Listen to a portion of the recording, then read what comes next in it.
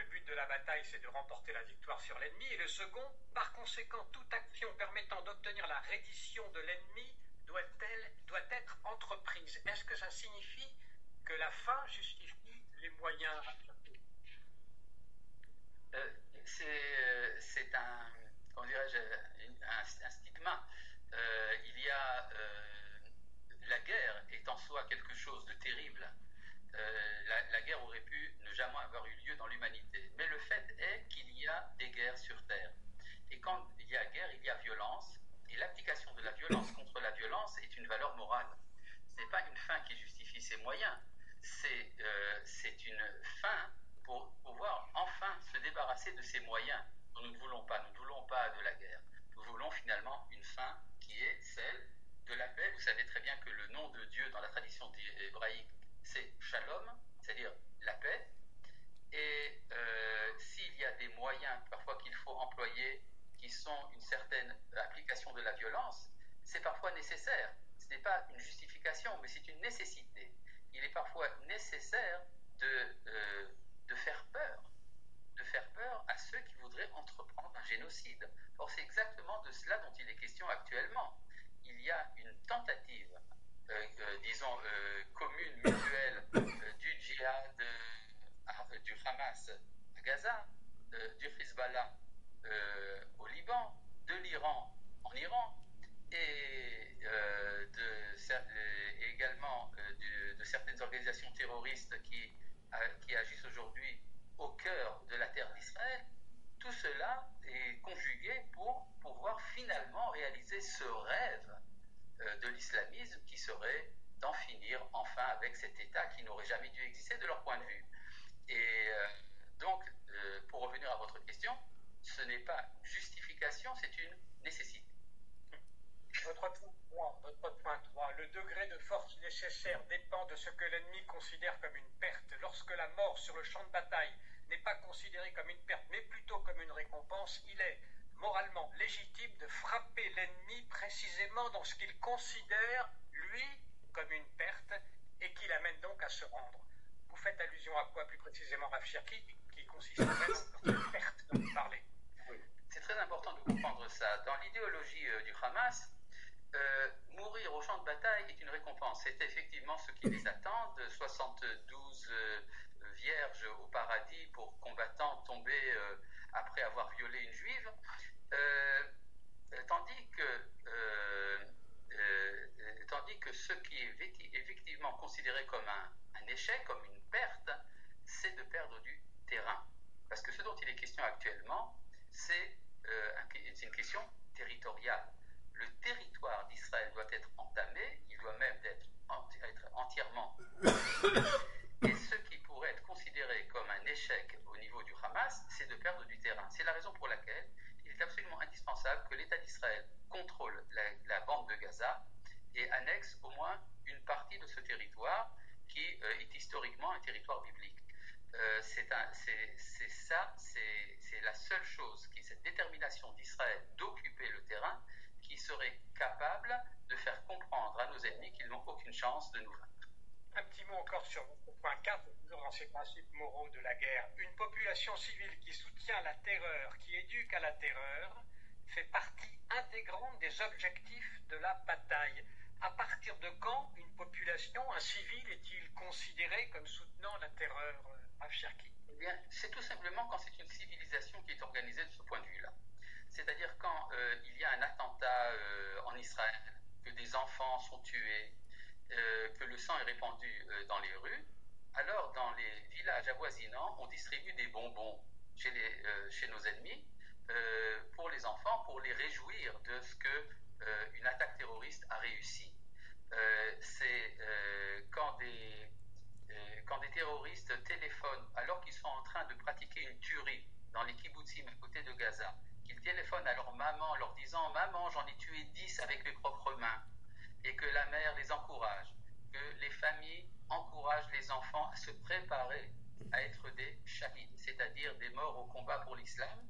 Tout cela, et quand ce qui est enseigné dans les écoles, c'est la haine d'Israël, quand les budgets versés par les nations sont employés uniquement préparer la prochaine attaque, à alimenter également les munitions et à enseigner le tir à des enfants, eh bien c'est une société qui dans son ensemble est condamnable, absolument. Un tout petit mot sur le dernier point, le 5e, les traités internationaux engagent les pays qui les ont signés. Cependant, contre des ennemis qui ne les respectent pas, il est moralement légitime de faire de même. Et pourtant, la loi du talion n'a pas été interprétée comme ça, mais il ne faut pas faire forcément à autrui ce que autrui a fait. Comment est-ce qu'on peut comprendre le fait qu'il faille se mettre à l'écart des traités internationaux pour la raison que l'ennemi, lui, ne les respecte pas? J'ai dit qu'il était moralement légitime de ne pas en tenir compte. Ça ne veut pas dire qu'il n'aille pas que c'est légitime sur le plan légal. C'est-à-dire c'est à l'assailli de se poser la question fondamentale de ce qui est permis moralement. Après, une fois qu'on a défini la finalité morale, c'est alors qu'intervient également la question du droit international. Mais le droit international ne prime pas la morale, c'est la morale qui prime le droit. La loi du talion dont vous parlez est souvent dénigrée dans la culture européenne. Elle est considérée par Maïmonide, un des grands philosophes du Moyen-Âge, comme étant le summum de la moralité. C'est-à-dire celui qui applique le mal doit savoir que ce mal se retourne contre lui. Et que c'est donc la mission de celui qui applique la morale de rétorquer avec le même mal. C'est ce qu'on appelle la réciprocité, justement, qui est un des fondements de la moralité. Il ne s'agit pas de vengeance. Vous savez, il y a toujours dans la morale chrétienne, on considère la vengeance comme un mal. En hébreu, vous avez deux termes différents pour la vengeance, l'un nekama et l'autre nakmanut. La nakmanut, l'esprit de vengeance, l'esprit haineux est discrédité, il est disqualifié. C'est-à-dire quand on m'a fait du mal et que je rage au point de vouloir me venger, cela n'est pas une bonne chose pour l'esprit humain. Par contre, quand il est question de venger le mal qui a été fait, alors là c'est par esprit de justice. Le fait que après la Shoah, finalement les 6 millions de morts du peuple juif n'ont pas été vengés, cela a créé une situation de déficience morale telle qu'on a pu se dire dans le monde entier que le mal réussit et que le bien échoue. Et donc, si vous parlez de loi de moralité, la réciprocité, que vous avez appelée la loi du talion, est tout à fait dans le cadre des exigences morales, en tout cas celles enseignées par la Bible d'Israël. Alors, un dernier point. On a beaucoup parlé de conflit entre moralité et légalité, entre finalement la vision occidentale de l'égalité et la vision juive de moralité. Peut-être on peut éclairer un peu la différence que vous faites entre moralité et légalité. Eh bien, c'est très simple. Le droit est une forme d'entente entre les hommes. Toute société a besoin de lois pour être gouvernée. Seulement, vous savez que la loi est par définition impersonnelle, elle ne tient pas forcément compte de la personne qui est jugée par cette loi. Et c'est ce qui fait que parfois, comme on dit, summum jus, summum injura, là où il y a l'égalité absolue, on tombe dans le formalisme, et ce formalisme peut amener aux pires iniquités malgré les bonnes intentions de ceux qui appliquent le droit. Donc il est très important tout d'abord d'avoir une position morale et que cette position morale ne soit pas remise en question par l'application de la loi. La loi est finalement une modalité d'application de la morale, elle ne vient pas remplacer la morale. Toute dernière question, vous dirigez une association qui s'appelle Bricola. Bien, chers amis, bonjour, chers amis, bonjour. Je me suis permis de prendre ici une petite partie de l'intervention d'un grand maître de la Torah francophone, le Rav Ori Cherki, un élève de Manitou, du Rav Ashkenazi, de mémoire bénie. Et il s'agit d'une intervention très récente dans une tribune qui s'appelle Mosaïque et que vous pouvez trouver très facilement dans YouTube. Alors pourquoi c'est très important cette précision du Rav Cherki? Parce que d'une manière générale, depuis la faute d'Adam Arishon, la guerre est en fait toujours sous-jacente. Qu'est-ce que c'est que la guerre?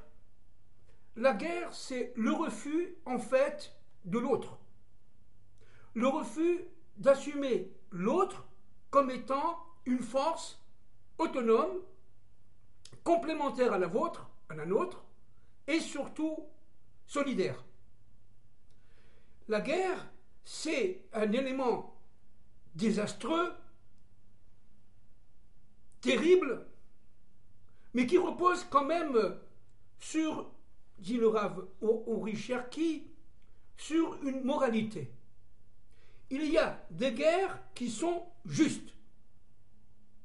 La guerre qui est juste est d'abord, avant tout, une guerre qui permet aux forces de la lumière de détruire, en tout cas d'amoindrir, les forces dites d'obscurité.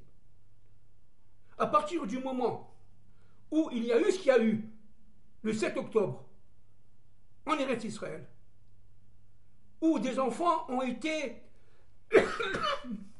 regroupés par tas et brûlés vifs, à partir de ce moment-là, où des femmes ont été violées devant leur famille, devant leur conjoint, puis assassinées, etc., etc. À partir de ce moment-là, il n'y a que le principe de la justice. On a dépassé presque la morale universelle, qui repose sur des concepts qui sont, dans ce cas précis, complètement dépassés. Alors, je voudrais ici commencer une série d'interventions, quelques-unes, sur la guerre. La guerre, dans le livre Oroth du Rav Kook, à la page 79 et suivante. Je cite et j'essaye humblement, d'une manière extrêmement synthétique, de commenter. Le Rav Kook dit qu'il y a une force messianique qui se déclare à partir d'un conflit, à partir d'une guerre, par exemple d'une guerre mondiale. Il a dit cela, évidemment, à la veille de la Première Guerre mondiale, dans les années 1913, 1914. Je cite le Rav. Dans une grande guerre a lieu, quand une grande guerre a lieu dans le monde, la force messianique se réveille. L'époque de la taille est arrivée. La taille des tyrans. Les méchants sont supprimés du monde et le monde, dit le Rav Kook, se parfume. Le chant de la tourterelle se fait entendre sur notre terre, Cantique des Cantiques, 2:12 Zohar, Parasha Vaikra, 4:2. Que ça veut dire? En un mot, ça veut dire que, en fait, les tyrans, les méchants, les forces du mal arrivent toujours cachées. Elles préparent leur coup, comme on l'a dit l'autre fois. Elles préparent leur action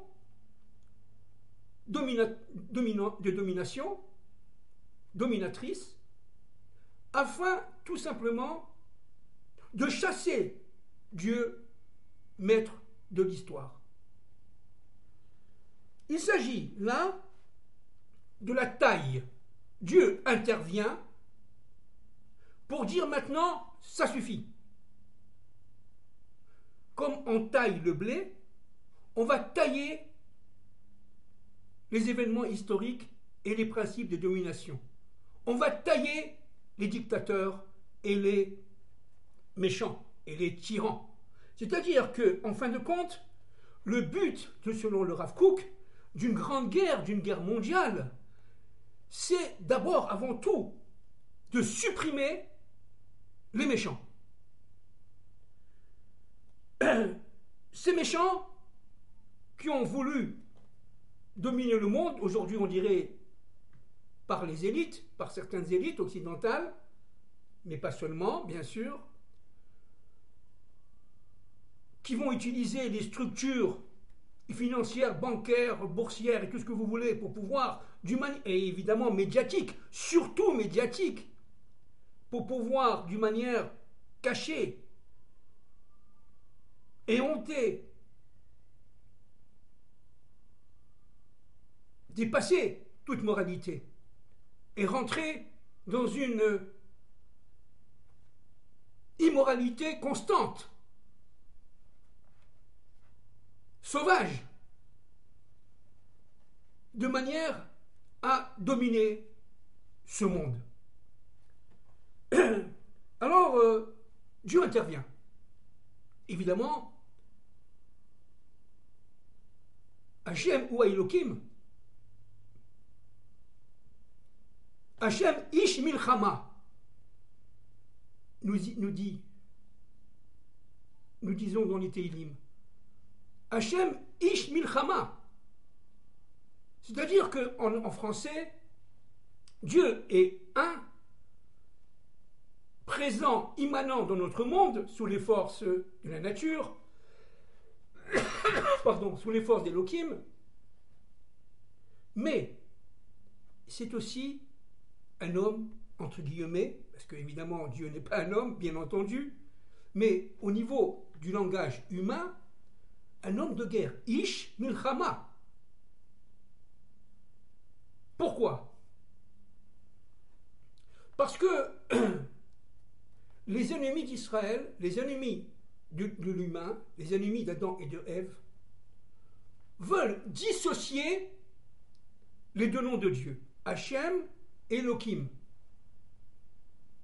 Ils rentrent dans le ou, vous voyez, Hachem ou à Elohim. Je répète que le mot ou est écrit en hébreu par la lettre E, Vav, Aleph. La lettre E est liée directement à la Malchut, à notre monde, au monde de la Asiya pour les kabbalistes.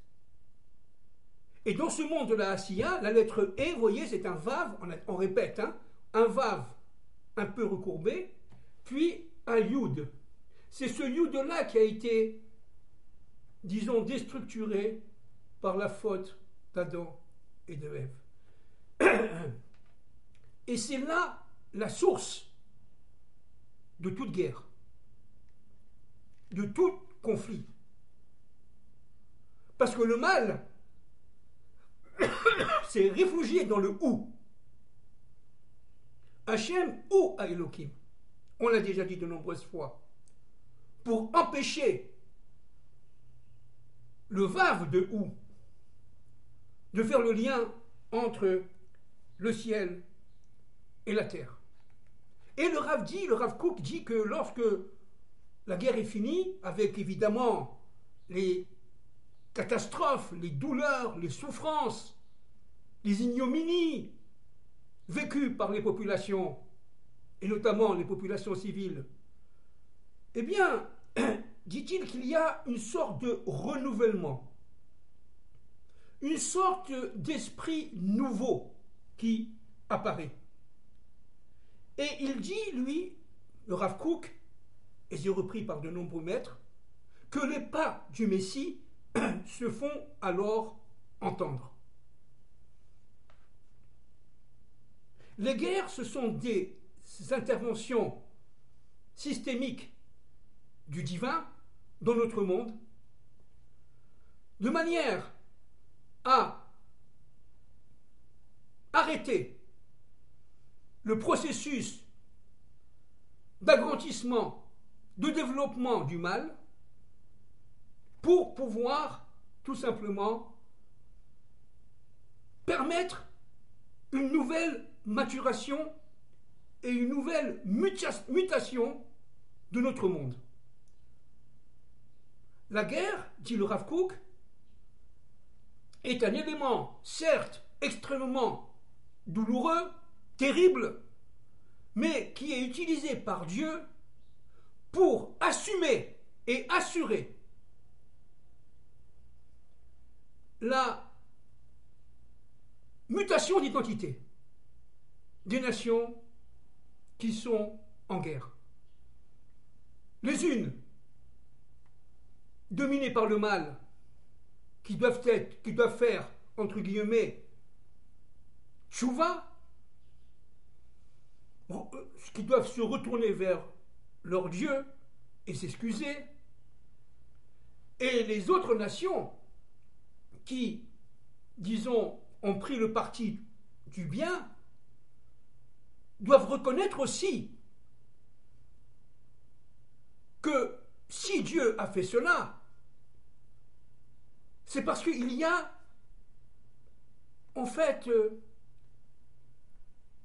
un message.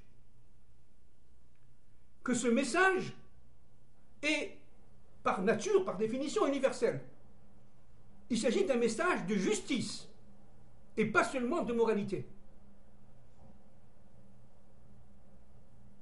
Il est évident que si l'armée d'Israël aujourd'hui s'arrête et suive les injonctions de l'ONU ou de toutes ces forces qui sont maléfiques en fait, il est évident que Israël perd la guerre et c'est le monde qui perd la guerre contre le mal. Israël, on le sait, n'étant qu'un microcosme du monde.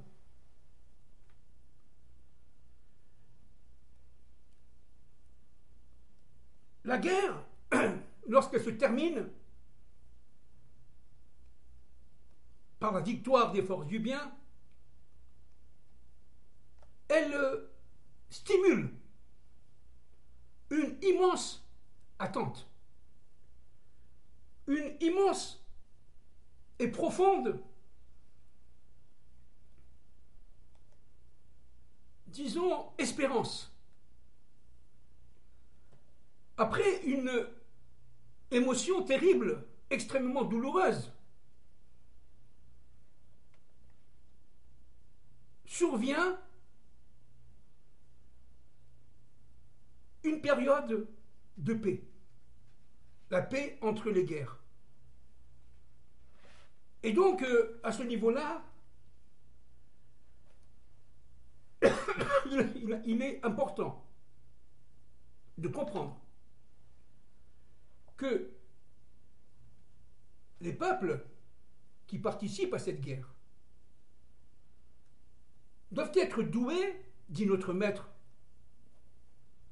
le Rav Kook, d'une profonde sagesse, d'une profonde pensée, extrêmement pénétrante, leur permettant à tous ces peuples de comprendre que la guerre est un instrument d'intervention de Dieu dans l'histoire.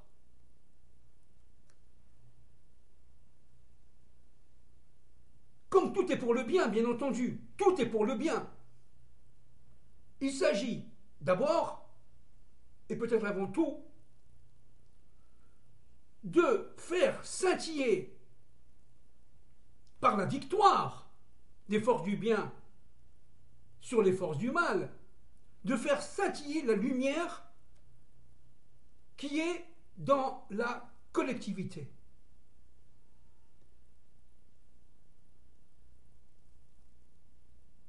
Dieu, on le sait, est le maître de toutes les guerres. C'est le maître de toutes choses.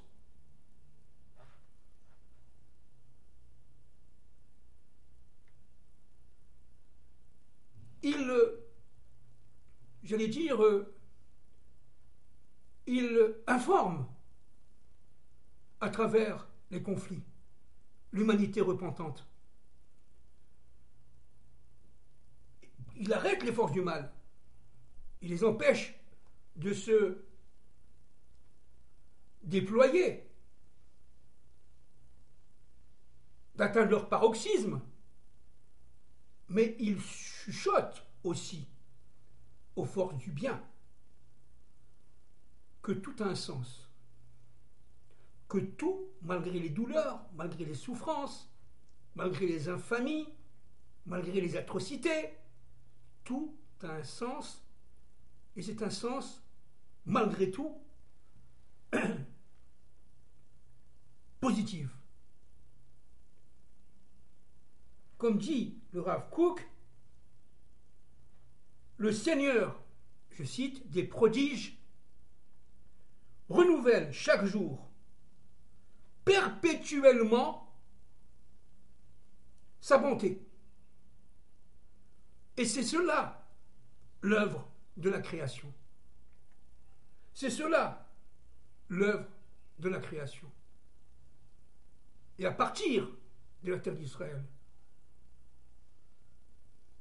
l'effusion de bonté va se répandre dans le monde entier. Le but de la guerre de Gog et Magog est avant tout d'arrêter l'expansion du mal jusqu'à le détruire d'une manière terminale et de susciter la tchouva, le retour, individuel comme collectif, d'Israël et des nations vers leur Dieu, un maître de l'histoire. Le Rav Kook parle aussi des guerres de nos pères, Abraham, Isaac, Jacob, David, etc. Le roi David, par exemple, est un homme de guerre. Il dormait très peu la nuit. Il écrivait les Tehillim.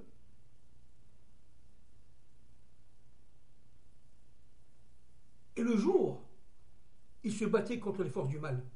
Pour Dieu, toujours pour Dieu. Il n'avait absolument aucun souci de profit, d'expansion. Il n'avait aucune idée expansionniste. Il voulait tout simplement purifier la terre d'Israël des forces du mal. C'était un combattant, un guerrier vaillant, intrépide. La vaillance, c'est cette force qui vient de la bina, en fait, de la surnature, qui nous permet de dépasser l'ordre naturel, les émotions de peur ou de panique ou de doute, et de fondre sur l'ennemi pour la gloire du divin, pour la gloire de Dieu. Le roi David, évidemment, ancêtre du Messie, fils de David, est l'exemple même du roi qui entendait unir le principe de moralité avec le principe de justice. Au niveau de son armée, par exemple, quiconque n'avait pas mis les tiflim le matin pendant la prière, ou avait parlé avec son copain, son ami, pendant la prière du matin, par exemple, eh bien, il était chassé de l'armée du roi David. Nous sommes dans un temps de rigueur pour Dieu. Le roi David, disent nos maîtres, notamment les maîtres du secret, s'entourait de rouleaux de la Torah.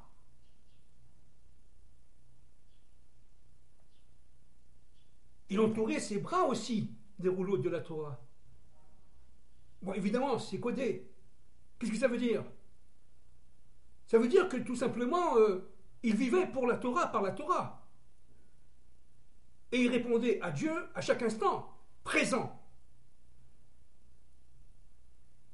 Le roi David était un soldat,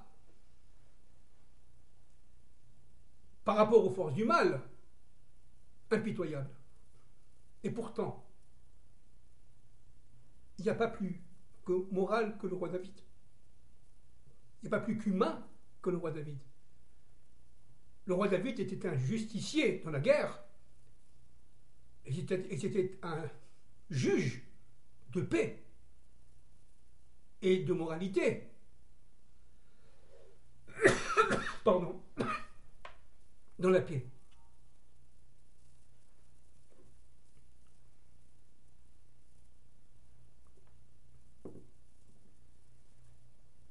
Abraham était un combattant. Il a fait la guerre contre les 5 rois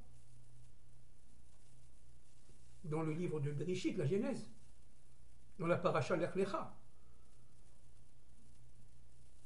Seul avec quelques serviteurs, il s'est battu contre des rois très puissants qui se voulaient les maîtres du monde. Ils ont été vaincus par Abraham. Abraham était un combattant. Moïse, pendant toute sa jeunesse, lorsqu'il était sous les ordres de Pharaon, il était un chef de guerre.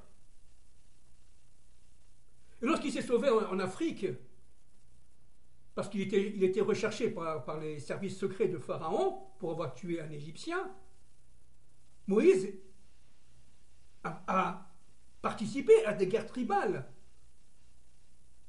prenant toujours le parti des forces du bien contre les forces du mal. Moïse est un homme d'action.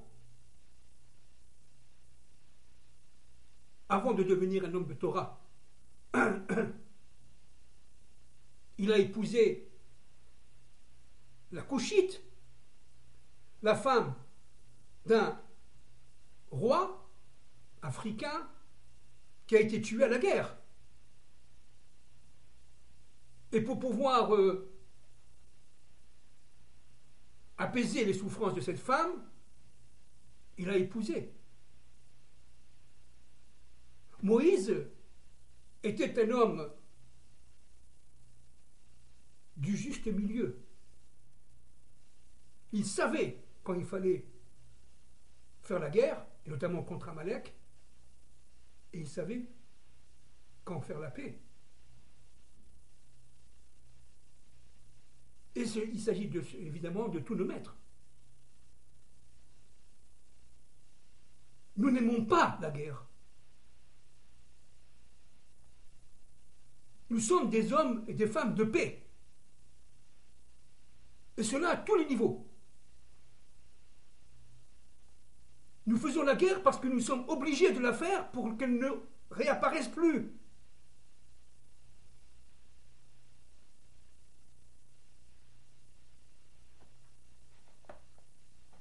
Regardez ce que dit le Rav. Nous regardons, le Rav Kook, page 87. Nous regardons les premières générations, Abraham, Isaac, Jacob, etc., dont nous parle la Torah, les prophètes et les hagiographes, ces générations qui étaient occupées à faire la guerre. Ce sont eux, les géants, dit notre maître, à qui nous nous rattachons avec amour et vénération sainte. Lorsque la guerre est inéluctable, parce qu'il s'agit tout simplement d'une guerre de survie, d'une guerre de survivance, comme la guerre aujourd'hui à Gaza et comme demain la guerre contre le Hezbollah ou d'autres, il s'agit tout simplement, par le principe de justice, d'arriver, comme a dit le Rav Cherki tout à l'heure, dans le message que je vous ai transmis, dans la morale,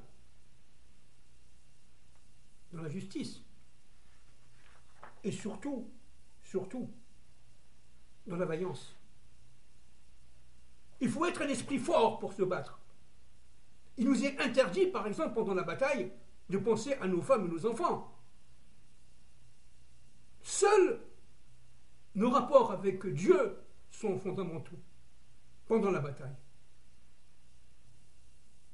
Et il faut voir l'ennemi qui veut vous détruire, qui veut vous empêcher d'accomplir votre fonction, eh bien, comme un représentant des forces du mal, des forces d'impureté.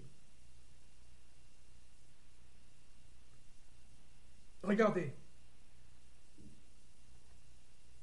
si l'homme fait la guerre pour se défendre, il ne s'agit pas évidemment d'exorciser ou je ne sais pas quoi, de faire la guerre parce qu'on a la haine en soi, on a envie de extérioriser ses pulsions. Pas du tout. Ça, c'est de la mauvaise guerre, ça, chas v'shalom. Mais la guerre qui est sainte, ce n'est pas une guerre d'expansion, ce n'est pas une guerre de domination, c'est une guerre de moralité.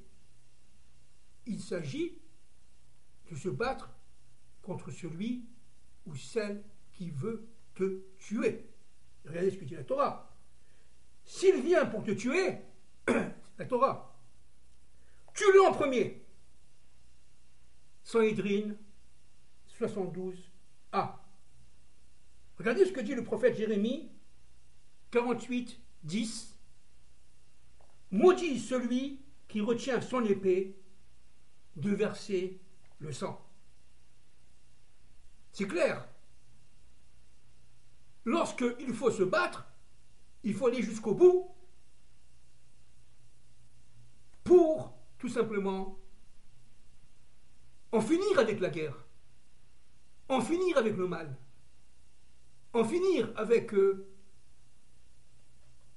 mauvais penchant, le Yetzer Hara.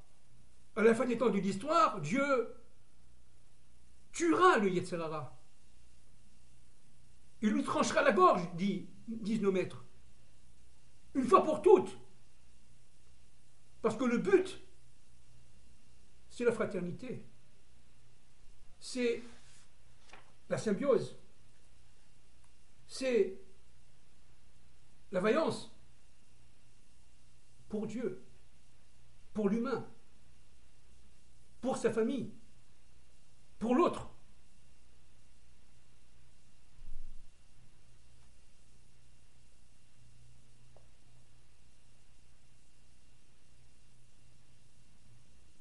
Regardez pour finir ce que dit le Rav Kook, cité par le Rav Abiner, à la page 88.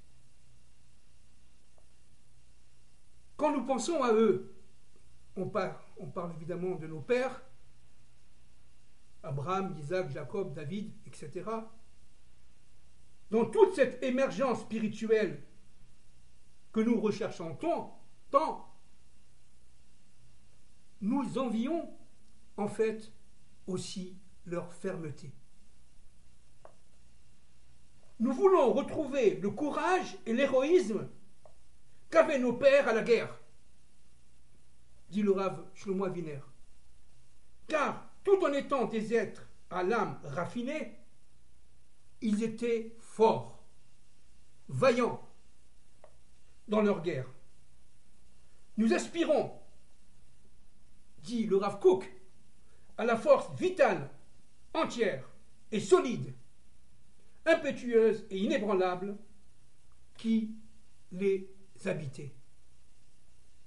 Sous l'effet de ce puissant désir, notre force spirituelle s'affermit et notre courage s'affirme et s'affine. Vous savez que nos militaires qui sont aujourd'hui en action nous demandent, on l'a déjà dit, vous le savez, de prier tous les jours pour eux. Pour qu'ils rentrent à la maison en pleine santé, Bezrat Hashem, afin que ces guerres se terminent une fois pour toutes. Nous sommes des hommes de paix, nous les Hébreux.